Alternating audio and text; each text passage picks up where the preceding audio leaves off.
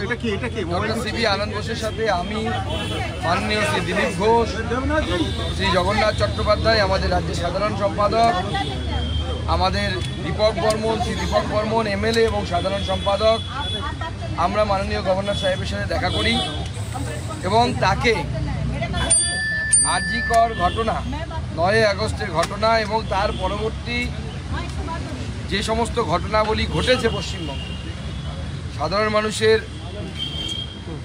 সাধারণ মহিলাদের রাত্রে নেমে 14 তারিখ রাত্রে নেমে প্রতিবাদ থেকে শুরু করে, ছাত্র সমাজের অরাজনৈতিক প্রতিবাদ থেকে শুরু করে, গতকাল ভারতীয় জনতা পার্টির বন্ধ, তৃণমূল কংগ্রেসের গুন্ডামি কোনো জায়গায়, এবং তার সাথে এই প্রথম আমরা দেখলাম যে একজন সিএম মঞ্চ থেকে গুন্ডামি মারছেন, যেন গুন্ডারা হিন্দি এবং বাংলা সিনেমায় ধমকায় চমকায়, সেরকম দেখলাম যে একজন মুখ্যমন্ত্রী ডায়লগ দিচ্ছেন ধমকানো এবং চমকানো।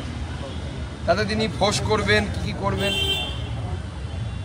সেসব অনেক কিছু বলেছেন। আমরা বিস্তৃত আকারে মাননীয় গভর্নর সাহেবকে সমস্ত কিছু বলি করার কথা উনি বলছেন, বা ডাক্তারবাবুদেরকে চমকাচ্ছেন, সাধারণ মানুষকে বলছেন রাস্তায় নামলে পরে তৃণমূল কংগ্রেসের লোকেরা তাদেরকে মারবে ইনডাইরেক্টলি, কালকে উনি তাই বলেছেন। পুরো ডিটেলস আমরা মহামহিম গভর্নরকে জানিয়েছি এবং ওনার কাছে প্রার্থনা জানিয়েছি যে আপনি ভরসা, আমাদের পশ্চিমবঙ্গবাসী অনেক আশা নিয়ে আপনার দিকে তাকিয়ে আছে। কারণ যেভাবে প্ররোচনামূলক দূরভিসন্ধি নিয়ে প্ররোচনামূলক কথাবার্তা গতকাল মাননীয় মুখ্যমন্ত্রী বলেছেন এবং হিংসা উস্কে দেওয়ার চেষ্টা করেছেন, এই হিংসা হলে পরে কিন্তু পশ্চিমবঙ্গে একটি গৃহযুদ্ধ বাড়বে। কারণ উনি ফোঁস করলে আমরা বসে থাকবো এরকম তো হতে পারে না। তখন আমি যেমন গতকাল বলেছি সেরকমই হবে, তখন তেরে মেরে ডান্ডা করে দিই ঠান্ডা, বাংলার মানুষ তখন তেরে মেরে ডান্ডা করবে। আমরা চাই না সেই ধরনের পরিস্থিতি তৈরি হবে। মাননীয় গভর্নর সাহেবকে বলেছি যে আপনি ভরসা, বাংলার মানুষের সাংবিধানিক অধিকার, বাংলার গণতন্ত্র, বাংলার মানুষের স্বাধীনতা স্বাধিকার এই রক্ষার দায়িত্ব সংবিধান আপনাকে দিয়েছে। সেজন্য আপনার কাছে আমরা অনুরোধ নিয়ে এসেছি যে আপনি এই অধিকারকে রক্ষা করার জন্য যা করা প্রয়োজন তা করুন এবং উপযুক্ত ব্যবস্থা নিন। সুকান্তদা, যা করা প্রয়োজন মানে রাষ্ট্রপতি শাসন কি দাবি করলেন? দেখুন, আমরা ওনাকে বলেছি যে বাংলার মানুষের সাংবিধানিক অধিকার রক্ষার জন্য যা করা প্রয়োজন। এবার কী করা প্রয়োজন সেটা তো সংবিধান অনুসারে উনি ঠিক করবেন এবং ওনার উপরের লোকেরা ঠিক করবেন। আজকে মহামান্য রাজ্যপাল দিল্লি যাচ্ছেন, দিল্লি গিয়ে উনি কথা বলবেন, পরবর্তী সময়ে সমস্ত কিছু দেখে ঠিক হবে। আজকে তো বাংলার পরিস্থিতি দেখে সবাই চিন্তিত। স্বয়ং প্রধানমন্ত্রী বলেছেন, মহামহিম রাষ্ট্রপতি যিনি কোনো বলেন না তিনি পর্যন্ত বলতে বাধ্য হয়েছে। একজন সিনিয়র অ্যাডভোকেট সুপ্রিম কোর্টের, যাকে গোটা ভারতবর্ষ চেনে, যিনি বলেন যে আমি প্রথাগতভাবে বা নীতিগতভাবে 356 ধারার বিরোধী, কিন্তু মনে করি পশ্চিমবঙ্গে এমন একটি রাজ্য সেখানে 356 ধারা হতে পারে। এই ধরনের মন্তব্য সুপ্রিম কোর্টের সিনিয়র মোস্ট কাউন্সিলের কাছ থেকে আসা, আমার তো মনে হয় তিনি তো মস্করা করার জন্য বলছেন না। গোটা ভারতবর্ষের মানুষ চিন্তিত। বিশেষত গতকাল মাননীয় মুখ্যমন্ত্রী যে কথাগুলো বলেছেন যে আমি আসামকে অশান্ত করে দেব, আমি মণিপুরকে অশান্ত করে দেব বা অশান্ত হবে, উত্তরপ্রদেশ অশান্ত হবে। আমি গতকালও বলেছি, আজকেও বলছি, আমরা মাননীয় মুখ্যমন্ত্রীর এই সমস্ত কথার মধ্যে বাংলাদেশের জামাতের এবং ছাত্র শিবিরের শব্দের প্রতিধ্বনি শুনতে পাচ্ছি। এবং কোইন্সিডেন্টালি বাংলাদেশের তদারকি সরকার গতকালই জামাত এবং ছাত্র শিবিরের উপর থেকে নিষেধাজ্ঞা তুলে নেয়, তাদেরকে বৈধ সংগঠন হিসেবে ঘোষণা করে। এবং গতকালই মুখ্যমন্ত্রীর এই ধরনের কথাবার্তা, যে কথাবার্তাগুলো জামাত এবং তার ছাত্র সহযোগী যে ছাত্র সংগঠন, তাদের কথাবার্তার মধ্যে মিল পাওয়া যায়। এবং আপনারা জানেন জেএমবি যে জঙ্গি গোষ্ঠী আছে, তাদের সাথে জামাতের যোগসূত্র আছে বলে এই ধরনের অভিযোগ আছে। আরজিকরের পরিপ্রেক্ষিতেই তো পুরো বিষয়টা তৈরি হয়েছে।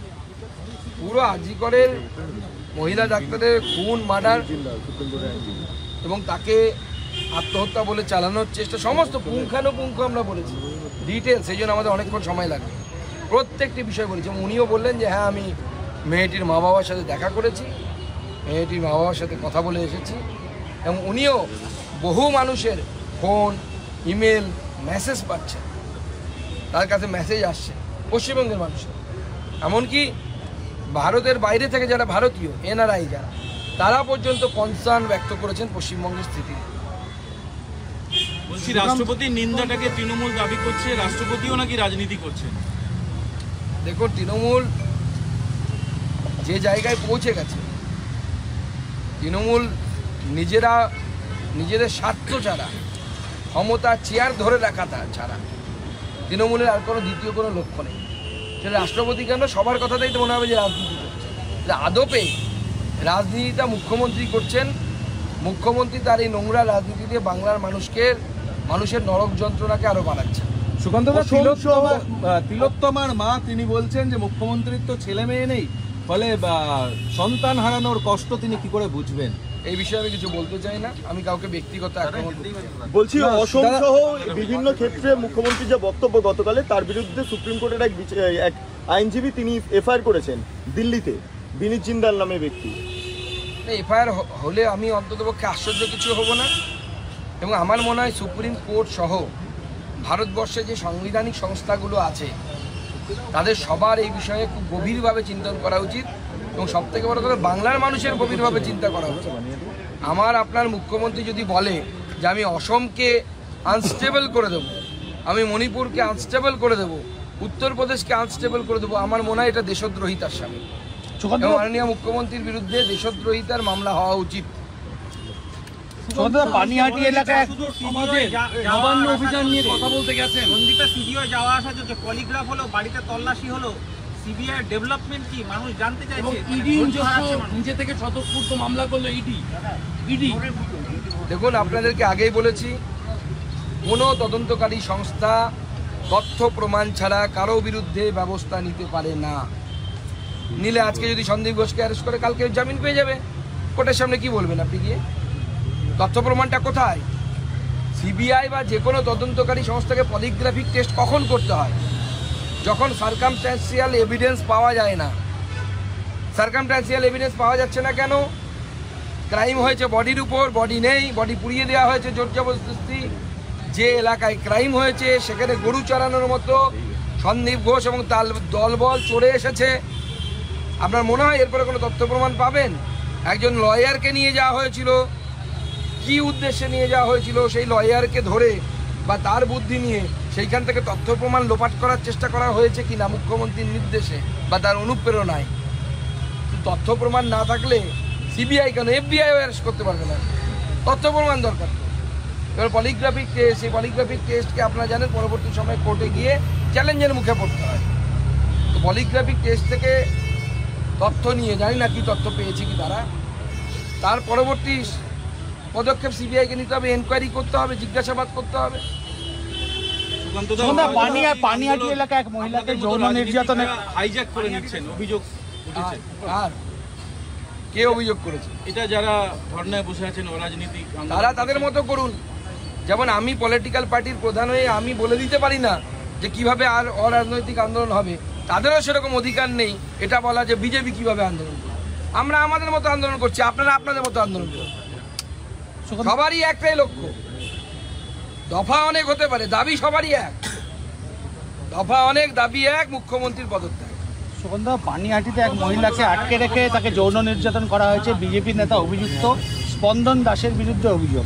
যদি বিজেপি নেতাকে গণপিটুনিও দেওয়া হয়েছে, বিজেপি নেতা যদি করে থাকে, আমি পুলিশকে বলবো উপযুক্ত ব্যবস্থা নিতে। নর্মালি এক্ষেত্রে যদি কোনো অপরাধীকে ধরে আপনারা 5টা বাড়ি দেন পেছনে, একে 10টা দেবেন, এবং আমরা পার্টি থেকেও তাকে বের করবো যদি প্রমাণিত হয় তিনি এই কাজ করেছেন। আমরা এই ধরনের অপরাধীদেরকে কোনো রকম প্রশ্রয় দিই না। মহিলা সুরক্ষা, মহিলাদের সম্মান, মহিলাদের dignity, the foremost and the utmost important thing to us. দাদা আপনি একটা টুইট করেছেন টুইট করেছেন এই বিষয়ে তৃণমূলের এই একজন বাচ্চাকে ধর্ষণের অভিযোগ হ্যাঁ, তৃণমূলের এক যুব নেতা আমার জেলাতে, তৃণমূলের এক যুব নেতা আমার জেলাতে এক আদিবাসী মেয়েকে ধর্ষণ করেছে, আদিবাসী নাবালিকাকে ধর্ষণ করেছে। পার্টি ম্যাটার না, ম্যাটার হচ্ছে আপনার যে সিস্টেমটা চলছে, ল অ্যান্ড অর্ডার সিস্টেম চলছে। আমরা যেটা বারবার বলছি যে আরজি করের ঘটনাকে কোনো বিচ্ছিন্ন ঘটনা হিসেবে দেখবেন না, এটা শাসকের মাইন্ডসেট। আর শাসকের মাইন্ডসেট যখন এরকম হয়ে যায় তখন নিচু তলার যারা অপরাধী আছে তারা ধরাকে সরা জ্ঞান করে না, তারা এনকারেজ হয়। তারা তো দেখছে কামদুনিতে রেপ করলাম, পা চিরে ফেলে মেরে দিলাম, বেঁচেও গেলাম, বিনীত গোয়েল বাঁচিয়ে দিল বাবা বাবা করে, আমি আবার করব। অন্য বা তারা না করলে অন্য একজন অপরাধী এনকারেজ হচ্ছে।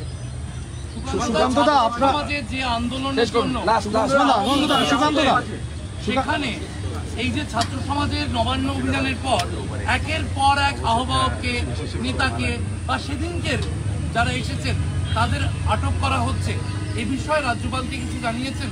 আমরা মহামহিম রাজ্যপালকে বলেছি যে গণতান্ত্রিক আন্দোলন যদি পিসফুল হয়, শান্তিপূর্ণ হয়, তার উপরে কেউ কোনো রকম ব্যবস্থা নিতে পারে না, সরকারও ব্যবস্থা নিতে পারে না। এরকম একটি স্ট্যান্ডিং ভার্ডিক্ট সুপ্রিম কোর্টের আছে। সুকান্ত মজুমদার, দিলীপ ঘোষ এদের বলার প্রয়োজন নেই, বা আমি বলবো মহামহিম রাজ্যপালেরও বলার প্রয়োজন নেই। ভারতবর্ষের অ্যাপেক্স কোর্ট, সর্বোচ্চ আদালত সেটা বলে দিয়েছে আপনি করতে পারেন না। কিন্তু তবুও এই রাজ্য সরকার যেভাবে দমন পীড়নের নীতিতে চালাচ্ছে এই রাজ্যকে, আগামী দিনে এটা যদি বুমেরাং হয়ে যায় এবং এখানে যদি মাননীয় মুখ্যমন্ত্রীর পরিস্থিতি খারাপ হয়ে যায় যে তাকে যেন রাজ্য ছেড়ে পালাতে না হয়, সেরকম পরিস্থিতি কিন্তু তৈরি হতে পারে।